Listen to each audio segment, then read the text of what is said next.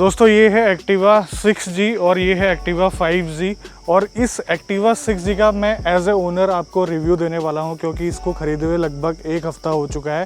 एक हफ्ते में लगभग मैंने 200 किलोमीटर प्लस इसको चला लिया है और चलाने के बाद इसके सारे प्रोज एंड कॉन्स मुझे पता चल गए हैं जो कि आपको शेयर करना चाहता हूँ मैं इस वीडियो में।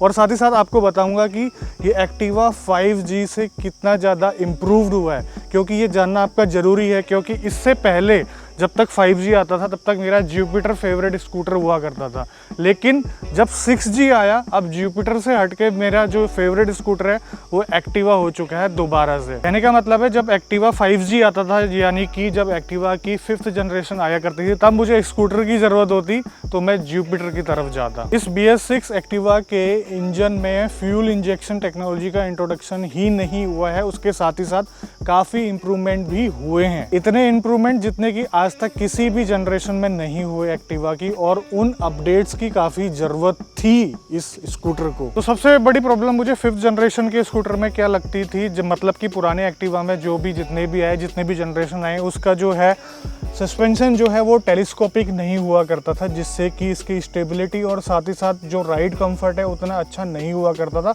अगर हम कंपैरिजन करें जुपिटर से, और साथ ही साथ एक्टिवा 125 में भी टेलीस्कोपिक आता है, मतलब कि 5th जनरेशन तक भी आता था, उसमें काफ़ी अच्छी राइड क्वालिटी थी। लेकिन अब जो है BS6 एक्टिवा में भी उसके स्टैंडर्ड वेरिएंट में भी ये चीज़ें आपको मिल जाती है। और साथ ही साथ जो इसका जो आगे वाला पहिया है वो काफ़ी बड़ा कर दिया गया है, जो कि 12 इंच का है, और उसके साथ साथ ही इसकी ग्राउंड क्लियरेंस भी बढ़ चुकी है, जिससे कि आप गड्ढों में इसको आसानी से चला सकते हैं बिना अड़े। यानी कि इससे अच्छा ग्राउंड क्लियरेंस मिलता है 5th जनरेशन से एक्टिवा 6G में। जब हम अपडेट की बात कर रहे हैं तो मेरा फ़र्ज़ बनता है कि आपको सारे अपडेट के बारे में बताऊं। तो इसका जो इंजन का अपडेट हुआ है वो काफ़ी काबिल तारीफ़ है।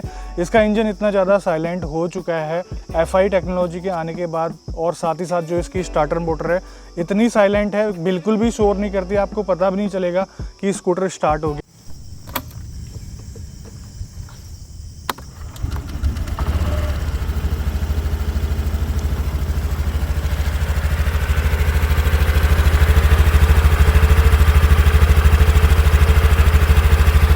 फिफ्थ जनरेशन के स्कूटर में आपको साफ पता चलता था कि स्कूटर स्टार्ट हो रहा है। मोटर का जो शोर है वो काफ़ी ज़्यादा हुआ करता था।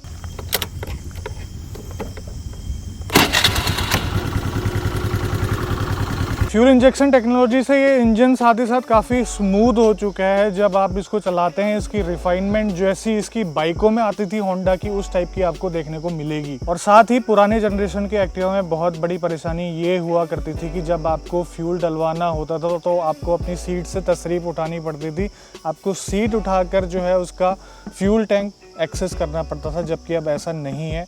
एक अलग से फ्यूल लिट दी गई है पीछे, आप बैठे बैठे भी अपनी गाड़ी में फ्यूल भरा सकते हैं। अगर हम बात करें इसकी बॉडी की, बॉडी में मैक्सिमम मेटल का इस्तेमाल किया गया है और उसके बावजूद भी इसको 2 किलो हल्का किया गया है। लेकिन 2 किलो हल्के होने का एडवांटेज इसको मिला या फिर नहीं मिला वो मैं आपको आगे बताऊंगा। तो जो अगला इम्प्रूवमेंट है वो आपको फ्रेम में दिखाई दे रहा होगा। एक्टिवा 5G और 6G की लंबाई आप देखिए, आपको जो 6G है थोड़ा सा लंबा दिखेगा क्योंकि इसका जो व्हील बेस है वो हल्का सा इंक्रीज हुआ है, साथ ही साथ लेंथ भी इंक्रीज हुई है, जिससे कि इसमें स्पेस जो है काफ़ी अच्छा खासा मिल जाता है आपको। तो इतनी सारे इम्प्रूवमेंट, बीच बीच में इस बगीचे में ना आम गिर रहे हैं तो देखना पड़ रहा है, अपना सर बचाना पड़ रहा है। ऐसे आम के बगीचे में हम लोग यहाँ पर शूट कर रहे हैं और बारिश का मौसम हो रहा है, बारिश भी चल रही है, लेकिन हम फिर भी शूट कर रहे हैं। इन पेड़ों ने जो है थोड़ा सा हमें बचा रखा है। तो इम्प्रूवमेंट की बात चल रही है तो सबसे बड़ी बात यहाँ पर आती है कि माइलेज में कुछ इम्प्रूवमेंट हुआ है या नहीं हुआ है। जी हाँ, बिल्कुल माइलेज में इम्प्रूवमेंट हुआ है। तो अब बात कर लेते हैं इसके एग्जैक्ट माइलेज की। मैंने टैंक टू टैंक मेथड से इसका माइलेज जो है मेज़र किया था। 3 लीटर पेट्रोल में ये 125 किलोमीटर चली थी और चलाने का तरीका मेरा बहुत ही बुरा था। मैंने इसको लगभग 60, 70, 80 की स्पीड में ही चलाया था, तब जाके इसने जो है 40 के आसपास का माइलेज दिया था। कहने का मतलब है बुरी से बुरी कंडीशन में भी ये 40 का माइलेज तो आराम से दे दे। लेकिन यहाँ पर बहुत बड़ा जो है नुकसान यहाँ पर आपको झेलना पड़ेगा, वो है इसकी परफॉर्मेंस में। परफॉर्मेंस इस स्कूटर की 5G के कंपैरिजन में थोड़ी सी डाउन हुई है। परफॉर्मेंस यानी कि पिकअप आप कह सकते हैं एक हल्का सा लैग आता है जब आप इसको एक्सेलरेट करते हैं।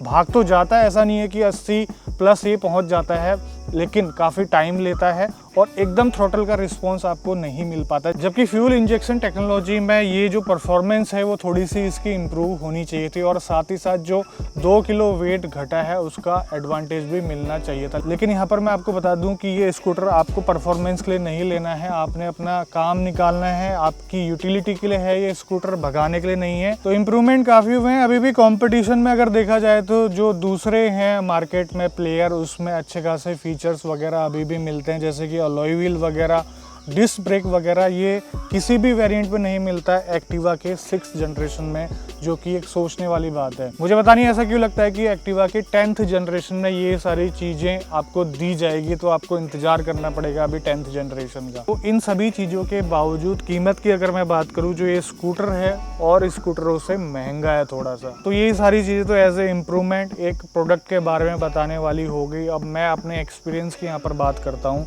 तो सबसे पहले मैं बात करूंगा ड्राइवेबिलिटी की और इसकी स्टेबिलिटी की और ड्राइविंग डायनेमिक्स की। एक नंबर भाई साहब, इस जनरेशन के स्कूटर यानी कि एक्टिवा 5th जनरेशन से काफ़ी ज़्यादा इम्प्रूवमेंट है इसको चलाने में, खास करके गांव की सड़कों में, जहां पर काफ़ी हद तक गड्ढे जो है महसूस नहीं होते हैं। जबकि इसमें अगर आप उस रोड में चलाएंगे तो आपको काफ़ी ज़्यादा गड्ढे महसूस होंगे और आप जो है काफ़ी अनकंफर्टेबल महसूस करेंगे। लेकिन जो इसमें बात है उस रोड में चलाने में, वो काफ़ी काबिले तारीफ़ है। ये अगर आप एक्टिवा 5th जनरेशन तक आप इसको चलाते आए हैं एक्टिवा को, और आप इसकी टेस्ट ड्राइव लेकर देखें तो आपको अंतर जो है काफ़ी साफ महसूस होगा। अगर एक्टिवा की यूएसपी की बात करी जाए तो वो है इसका इंजन की रिलायबिलिटी। ये जो 5G है अभी लगभग 50,000 किलोमीटर प्लस चल चुका है, लेकिन अभी तक इसके इंजन में कोई भी परेशानी नहीं आई है। हालांकि जो बॉडी है वो हिल चुकी है, लेकिन अभी भी ये फर्स्ट क्लास चलता है और इससे अच्छी परफॉर्मेंस देता है अभी भी ये 5G। तो स्कूटर के एक्सपीरियंस के साथ साथ मैं इसका बाइंग एक्सपीरियंस भी आप लोगों के साथ शेयर करना चाहूँगा। 2 व्हीलर मार्केट में काफ़ी लोग इन चीज़ों से अनअवेयर होते हैं। जो डीलरशिप वाले हैं अननेसेसरी कॉस्ट उनसे वसूलने की कोशिश करते हैं। ये स्कूटर की डिलीवरी लेते वक्त मैं साथ में नहीं था, लेकिन हुआ क्या, बिना बताए डीलर ने एसेसरीज़ के चार्जेस इसमें ऐड कर दिए। एसेसरीज हालांकि लगाई भी, कई ऐसी एसेसरीज हैं जिनकी बिल्कुल भी ज़रूरत नहीं है, वो भी इसमें ऐड कर दी गई है। साथ ही साथ इसमें टेफ्लॉन कोटिंग भी करी गई है, करी या फिर नहीं करी, लेकिन उसके पैसे भी ऐड किए गए हैं। इस चीज़ का आप लोग ध्यान रखें। कॉस्ट ब्रेकअप ले लीजिए, क्या चीज़ एक्स्ट्रा वो करवा रहे हैं, उन सभी चीज़ों का आपको पता होना चाहिए। अब मैं बात करता हूँ इस स्कूटर के कुछ क्वालिटी प्रॉब्लम्स की। जहाँ पर प्रोडक्शन ज़्यादा होता है वहाँ पर क्वालिटी में कॉम्प्रोमाइज़ होने के थोड़े से ज़्यादा चांसेस रहते हैं। बहुत ही ज़्यादा क्वांटिटी में ये स्कूटर बनाया जाता है, जैसा कि आपको भी पता होगा कि ये टॉप सेलिंग स्कूटर है एक्टिवा। तो यहाँ पर है क्या, इसमें कई ऐसी चीज़ें हैं जो देखने को मिलती है क्वालिटी से कॉम्प्रोमाइज़ किया गया है। जैसे कि अगर मैं इसको स्ट्रेट रोड में चलाता हूँ तो ये हल्का सा राइट की तरफ को भागता है, यानी कि इसका सेल्फ बैलेंसिंग नेचर सही नहीं है। ये प्रॉब्लम सिर्फ इसमें नहीं है, ये प्रॉब्लम मैंने फेस करी थी अपनी होंडा CBR 250R में भी।